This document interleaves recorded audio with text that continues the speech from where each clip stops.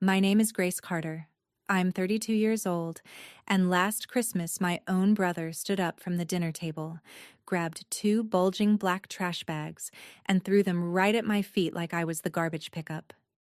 One hit my leg with a dull thud, knocking mud and snow onto my jeans. The whole table went quiet for half a second. Then I heard it. The little snorts, the smirks being swallowed behind napkins, the fake coughs covering laughter. "You're not family anymore," my brother said, staring straight through me. "You and that kid don't belong here." I felt my daughter flinch behind me, her small fingers digging into my coat, but nobody even looked at her like she was a real person. My mother finally stood, slowly, like she was tired of pretending. Her eyes slid over me and landed on my child. "She doesn't belong here either," she said, each word sharp and precise. "She's just a reminder of your mistakes." My chest burned, but I didn't cry. I'd already cried enough in this house growing up. My sister leaned back in her chair, folded her arms, and let out a short laugh. "Seriously, Grace, shut up. Sit down, eat, and get out before you ruin this holiday, like you ruin everything else." Someone muttered, "Just be grateful we even let you in." And utensils started clinking again like this was just some entertainment before dessert. My sister jerked her chin toward my daughter. "Watch closely, kid. That's what failure looks like." I felt something inside me click, like a lock turning. I picked up my child's backpack, ignored the trash bags at my feet, and looked my brother dead in the eyes. "Thanks," I said calmly. "I'll remember this." He smirked like it was a victory. He had no idea what he'd just started. I took my daughter's hand, turned my back on all of them, and walked out of that house like I was walking out of a burning building. I didn't slam the door. I didn't scream. I just left. And that scared them more than any scene I could have made. Before I show you exactly how I turned that night into the one thing they never saw coming, and how I made every single word they threw at me cost them more than they ever imagined, tell me, what time is it for you right now, and where are you watching from?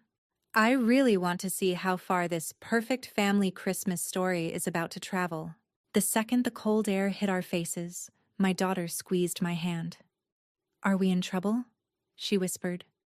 "No," I said, even though my voice shook. "They are."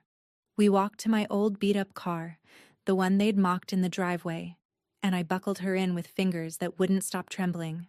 I sat in the driver's seat, hands on the wheel, heart pounding so hard I could hear it, and for a moment I almost did what I'd always done: swallow it, make excuses for them, tell myself, that's just how they are. But then I looked in the rearview mirror and saw my little girl's face, wide-eyed and confused, and I knew this was it. This was the last time she would ever see me take that kind of disrespect and call it family. Have you ever had a moment where humiliation snaps into clarity like a switch, and you suddenly see everyone's role in your life? Growing up, my brother, Jake, had called me the mistake. My mom, Barbara, loved to remind me of every bad decision I'd ever made, from the guy I dated at 19 to getting pregnant with my daughter, Lily, without a ring on my finger. My sister, Hannah, played the perfect child, the one who followed all the rules, and she made sure I felt how far I fell short of that image every time she looked at me. They'd always treated me like the family cautionary tale. Tonight, they upgraded me to the villain. So I did something I'd never done before. I took out my phone and scrolled to the video I'd started recording the moment we'd walked in.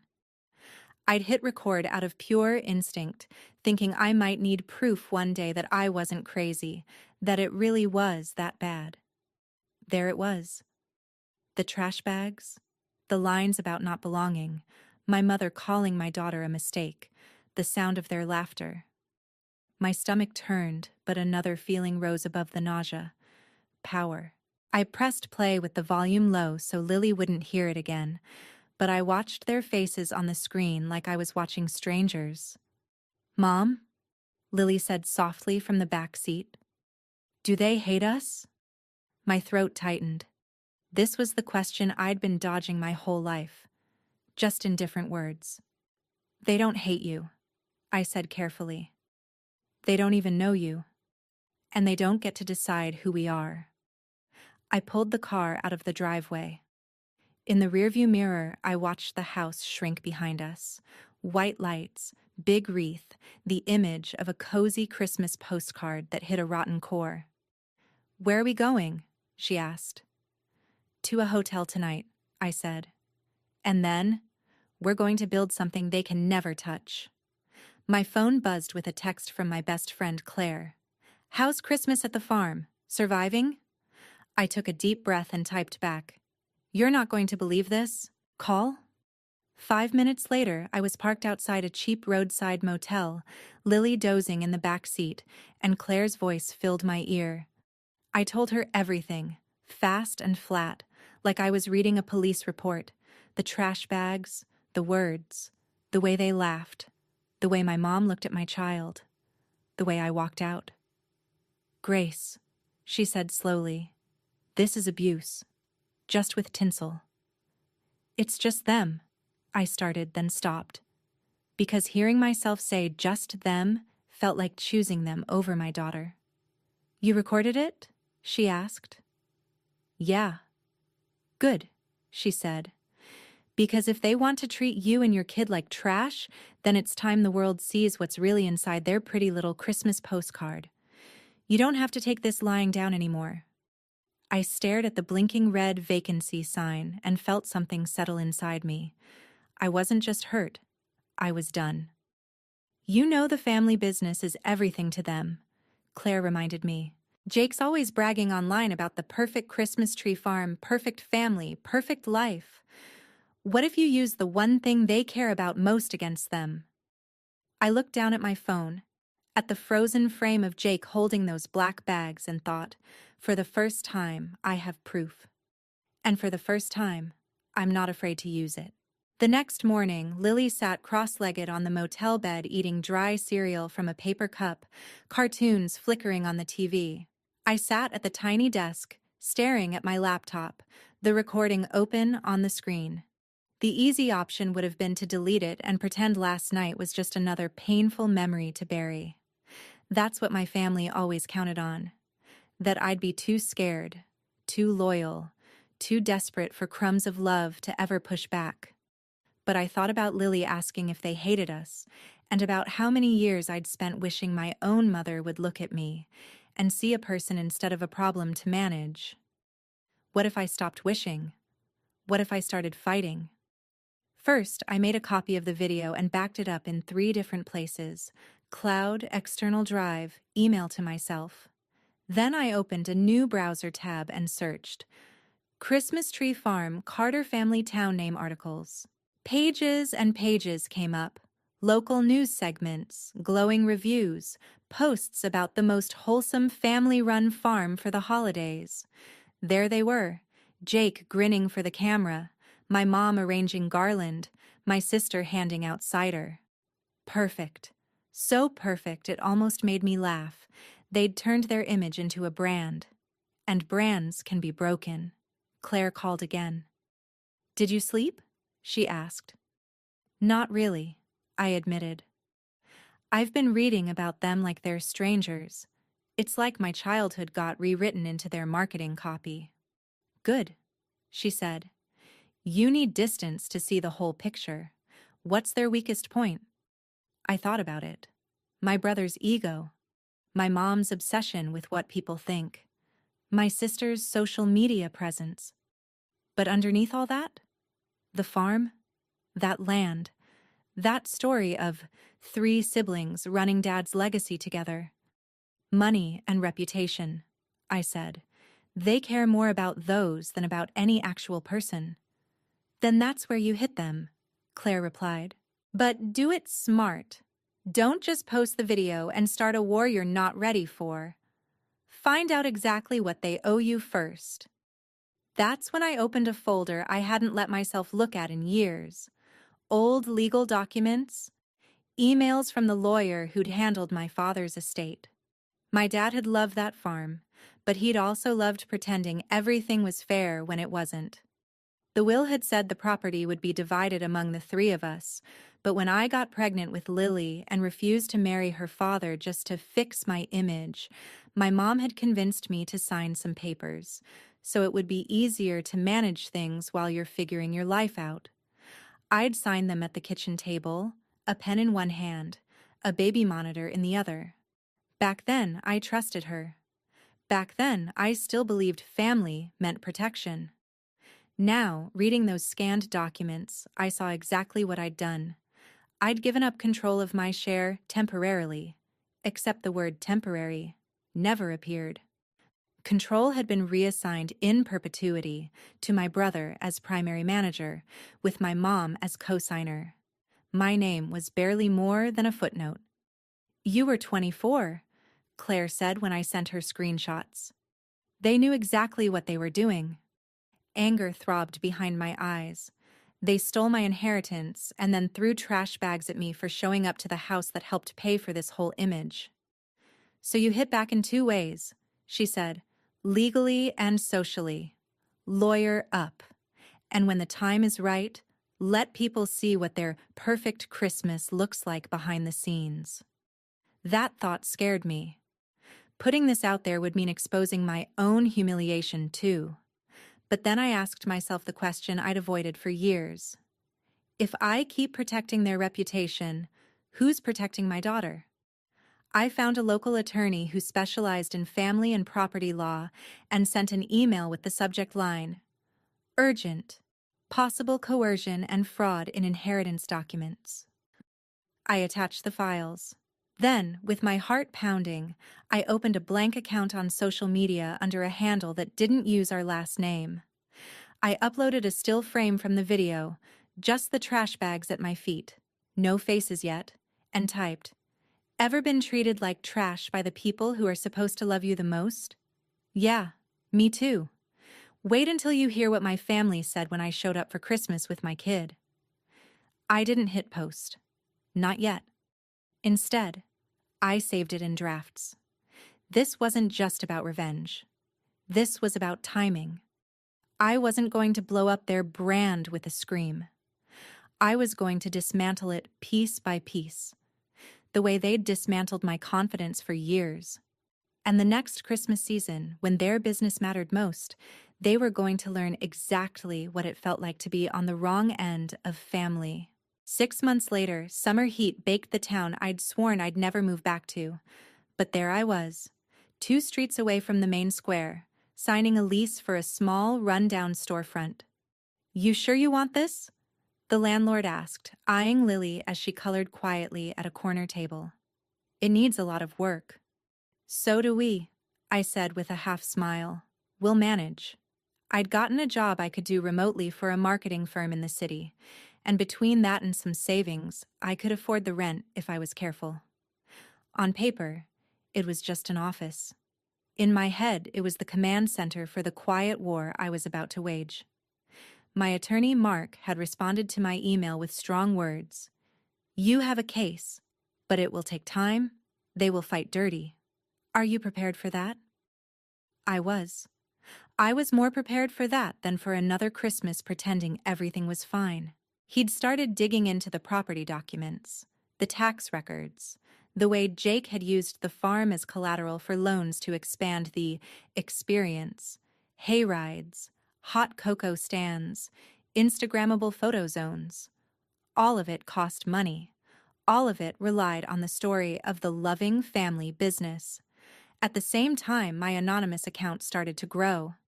I posted short clips of audio with the words blurred, snippets of conversations about, "You're not family anymore. She's just a mistake," layered over stock footage of Christmas dinners and tree farms. I never used names. I never showed faces. I just told the truth as a woman whose family turned Christmas into a weapon. People flooded the comments. This happened to me too. My mom said the same thing about my kids. "Please tell us what you did. Do you know how powerful it feels the first time strangers don't question your pain, but nod and say, 'Same?'" Every time I wanted to back down, I opened that app and read those comments. I wasn't just doing this for me anymore. I was doing it for every kid who got called a mistake and every parent who decided that cycle ended with them. Meanwhile, Jake flourished online. He started a channel for the farm, posting behind-the-scenes content talking about legacy and family values. My mom appeared in videos, all smiles and warm hugs. My sister hosted giveaways. I watched it all from my tiny office, laptop balanced on boxes, teeth clenched. "You know what this is?" Claire said over video chat one night. "This is a PR campaign. They're building a shield. But you know PR too, Grace. You work in marketing. They're not the only ones who can control a story." She was right. So I started planning phase 2. If they were going to build their identity on being the heart of Christmas in this town, then I was going to become the voice for everyone Christmas had hurt. My office turned into a studio. I bought a second-hand microphone, a cheap ring light, and recorded my first long-form story time under that anonymous handle. I told the trash bag story in full. No names, no location, but every word true. I ended it with, "Next Christmas, I'm not going back as the girl they throw out. I'm going back as the woman who owns the receipts." The video exploded. Views, comments, duets from people sharing their own worst holiday memories. I watched the numbers climb and thought about my mother, who cared more about what the neighbors thought than about how her own daughter felt. What would she do if the neighbors recognized her words in that story one day? My lawyer called 2 weeks later. "We found something interesting," he said. "Your brother refinanced the property last year. He took on a big loan to expand, using the farm as collateral. He's been making payments, but barely. If something hits their revenue hard during the holiday season, they could default." "Meaning?" I asked. "Meaning the bank might be very open to selling that debt," he replied. "And if someone bought that note, that person would have a lot of leverage over what happens to the farm." My heart slammed against my ribs. "Are you saying I could own my family's mortgage?" "If you want to," he said. "If you can handle what comes with that." I thought about my brother's face when he threw those trash bags. My mother's voice calling my daughter a reminder of my mistakes. My sister telling my kid to watch me as an example of failure. "Send me the numbers," I said. "Let's see how much it costs to stop being the one they can throw away." By the time leaves started to turn, I had a plan, a folder full of documents, and a knot of fear and excitement twisted so tight in my stomach I could barely tell them apart. The bank had been more than willing to talk. The farm's debt was large, the risk was high, and I showed up with a clean credit record, a steady income, and a cosigner, Claire, who believed in me more than my own family ever had. We didn't buy the whole farm. We bought the note, the debt. The thing hanging over my brother's head that he had no idea was about to have my name on it. "You understand this doesn't make you the owner yet," Mark reminded me. "But if they miss payments, you have options before foreclosure. You can renegotiate terms. You can set conditions. You can decide what forgiveness looks like." "Oh, I know exactly what it looks like," I said, an apology my daughter can hear. As the Christmas season approached again, my anonymous account reached a milestone. Hundreds of thousands of followers. People messaged me asking for part 2, part 3, begging to know what happened when you went back. I hadn't gone back yet. I'd been building everything so that when I did, I wouldn't be walking in as the girl with nothing. I'd be walking in as the woman holding the one thing they respected: power. One night, I sat at the kitchen table in our small rental, Lily doing homework beside me. "Mom," she said suddenly, "are we going back to the Christmas farm this year?" My pen froze on the paper. "Do you want to?" I asked. She hesitated. "Last time was bad, but..." She fiddled with her pencil. "That's still my grandma and my uncle and my aunt, right?" I swallowed. How do you explain to a child that family is sometimes the people you have to put behind a fence to keep your heart safe? They're related to us, I said carefully. But family is about how people treat you, not just about blood. So, if they apologize, can they be family again? She asked.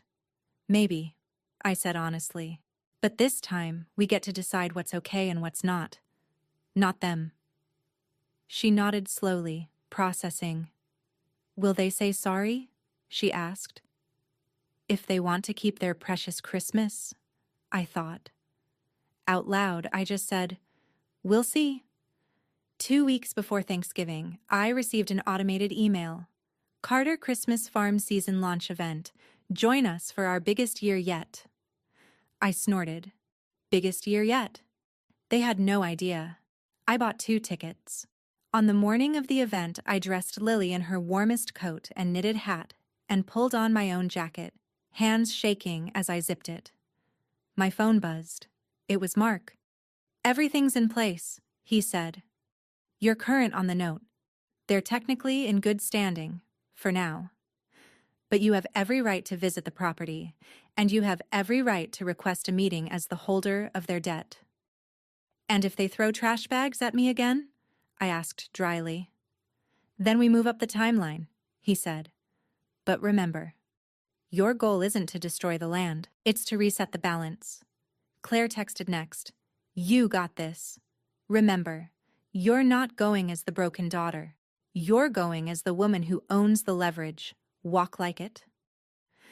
At the farm, cars lined the road, music drifted from speakers, and kids ran around laughing with cups of hot chocolate. It looked exactly like their videos. Perfect, magical, warm. My chest tightened. All my worst memories were wrapped in twinkle lights and fake cheer. As we approached the entrance, my brother was there in his branded jacket, greeting guests, smiling for selfies. When he saw me, his smile froze. You've got to be kidding me, he muttered. You actually came back? My mother hovered a few steps behind him, her face draining of color. My sister, standing near the cocoa stand, lowered her phone mid-Instagram story. For a second, nobody moved. Then I smiled, not the shaky, desperate smile I used to have around them, but a calm, deliberate one. We bought tickets just like everyone else, I said. We're here to enjoy the farm. Jake stepped closer, lowering his voice. We told you last year. You're not welcome here. I'm not doing this drama again. That's funny, I said quietly, because your farm is very welcome in my portfolio. Confusion flashed across his face. What are you talking about? I leaned in just enough for him to smell how unafraid I was. I own your debt, Jake. The bank sold your note. The person who decides how long this place stays open? I tapped my chest. Hi. His jaw dropped. You're lying. My mother rushed forward. Grace, what are you playing at? Don't ruin this day. I pulled a folded letter from my bag and handed it to Jake. It was a formal notice from Mark's office confirming the transfer of the note and identifying me as the new holder. His eyes scanned it, and the color drained from his face. My mother snatched it from his hand and read it herself. This is ridiculous, she stammered. How could you? Why would you? Because last year you threw trash at me and called my child a mistake, I said evenly. And then you used our family name and Dad's legacy to build this cute little empire on my back while cutting me out of everything. So I decided if I was going to be the trash, I might as well be the garbage truck. My sister, who'd been listening from a few feet away, swallowed hard. You can't just show up and threaten us in front of customers, she hissed. We'll call security. I'm not threatening you, I said. I'm explaining the new reality. You want your season to go smoothly? You want those sponsorships and influencers and local news segments? Great. Then you're going to do one simple thing first. My mother glared at me. And what's that? You're going to stand in front of my daughter, look her in the eyes, and apologize for what you said last Christmas, I replied. All of you, clearly, without excuses, and I'm going to record it. You could have heard a pine needle drop. My mother's lips pressed into a thin line. You're blackmailing your own family? She whispered. No, I said. I'm holding you accountable. There's a difference. You've been trash-talking me my entire life and got away with it because I was a scared kid who needed you. I don't need you anymore. But you need this farm. So decide which matters more, your pride or your Christmas business. Jake crumpled the letter in his fist. You wouldn't tank the farm, he said. Dad loved this place. Lily loves this place. You'd hurt her too. I won't have to, I replied. All I have to do is adjust your payment terms, make a few calls, maybe politely let your sponsors know that the wholesome family they're backing screamed, "You're not family," at a 7-year-old and threw garbage at her mom. I won't have to hurt you. Your own behavior will do that for you. My sister stepped forward, eyes darting around at the people walking past us, oblivious to the tension. We can talk about this privately, she said quickly. You're making a scene. Last year you made a scene, I reminded her. You used my humiliation as entertainment for your holiday dinner. This time I'm giving you privacy, because I'm only asking for a private apology. But if you say no, I raised my phone slightly. Then I go public. And trust me, the world is a lot more interested in this story than you think. She paled. She'd seen the anonymous account. I could tell by the flicker of recognition on her face. She just hadn't realized the woman whose family turned Christmas into a weapon was me. My mother pulled herself up to her full height, the same way she did when she used to lecture me as a teenager. You're being cruel, she said. You're weaponizing your daughter. You already did that, I said quietly, when you called her a mistake to her face. I'm just making sure that if she ever watches that recording one day, she'll also have this one, the day you chose to be better, or didn't. I turned to Lily, who had been standing quietly by my side, eyes darting between us. Sweetheart, I said gently, do you remember what Grandma and Uncle said last year? She nodded slowly. They said we didn't belong, she whispered, and that I was bad. My heart cracked, but I kept my voice steady. Today, they're going to fix that. Or we're going to leave and never come back. And they're going to lose this place because of their own choices. I looked back at my mother. Last chance. You apologize, clearly and sincerely to her. You admit you were wrong. And then we talk about what the future of this farm looks like, for all of us. Or you keep pretending you've done nothing wrong, and I stop pretending you're decent people. My mother's eyes filled with tears. For a second, I saw not the woman who'd drilled shame into me for years, but someone cornered by the very image she'd built. She cared desperately about being seen as good. Fine, she choked out. Fine, we'll talk to her. We moved off to the side near a row of trees where the music was quieter. I hit record on my phone and held it low, but steady. My mother knelt down, awkwardly, like the ground might bite her, and looked at Lily. I'm sorry, she said, the words clearly foreign in her mouth. What I said last year was wrong. You are not a mistake. You are my granddaughter. You belong here as much as anyone. Jake cleared his throat, shifting from foot to foot. Yeah, he muttered. I shouldn't have said you're not family. That was messed up. I was angry at your mom and I took it out on you. I'm sorry. My sister added. And I shouldn't have said what I said either. I was trying to be funny. It wasn't. I'm sorry. Lily stared at them, then at me. Do you mean it? She asked in a tiny voice. My mother hesitated, then nodded.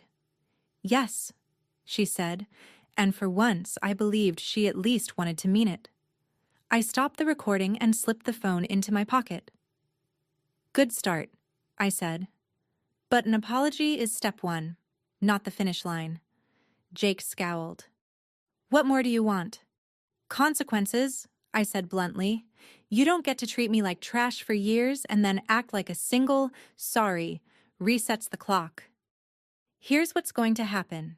You're going to sign a legal agreement acknowledging that I was coerced into signing away control of my share of the farm.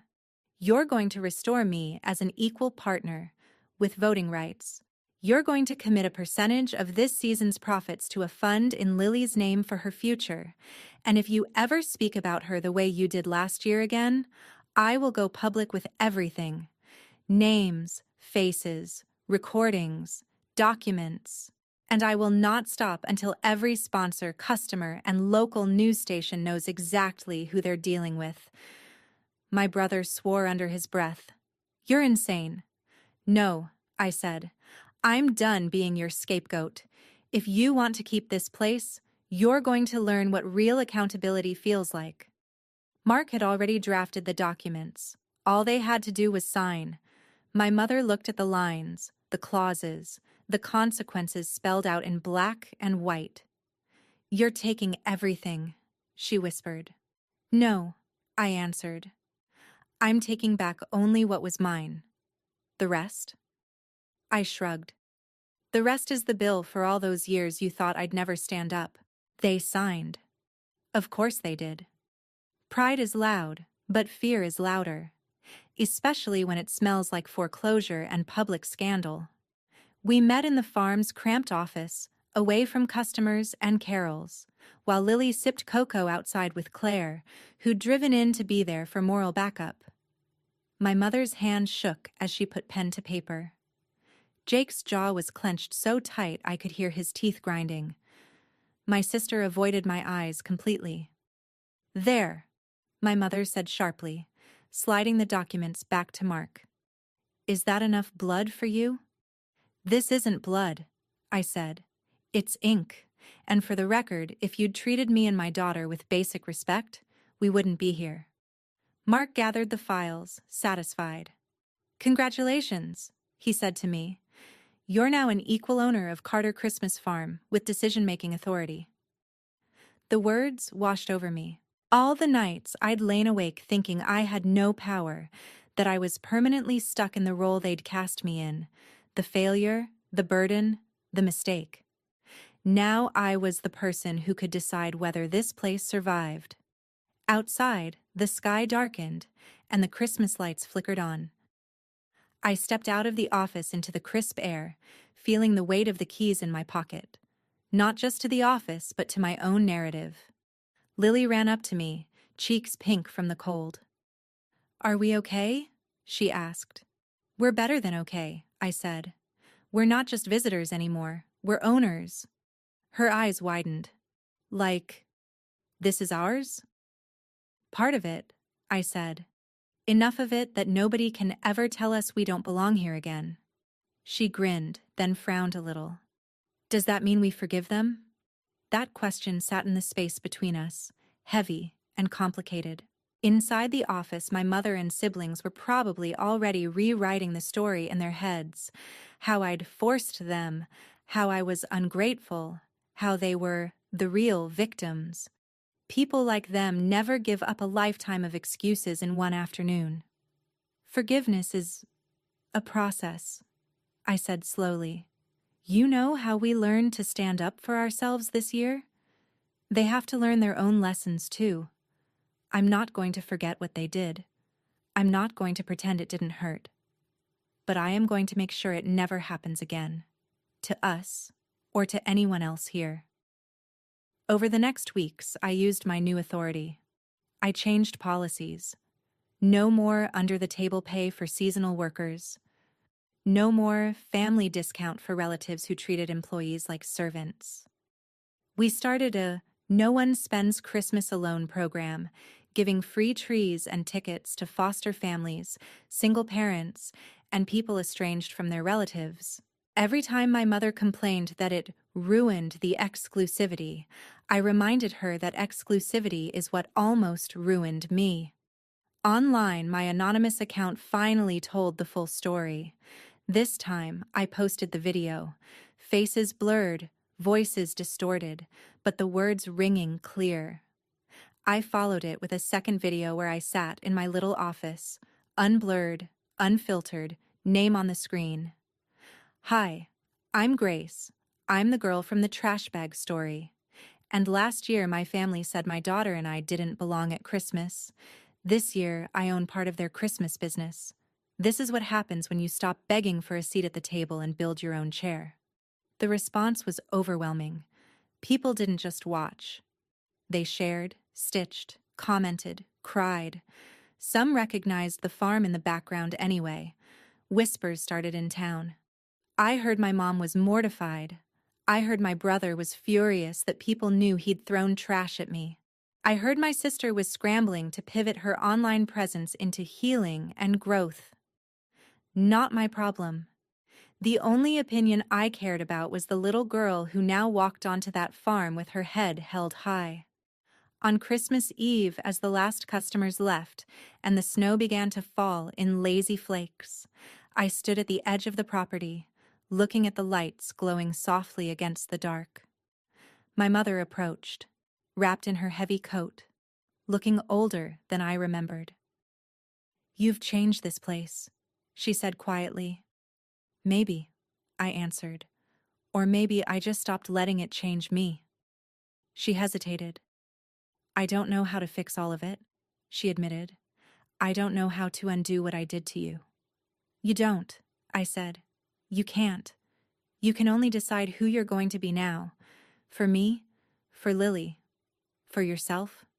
She nodded slowly, tears glinting in her eyes.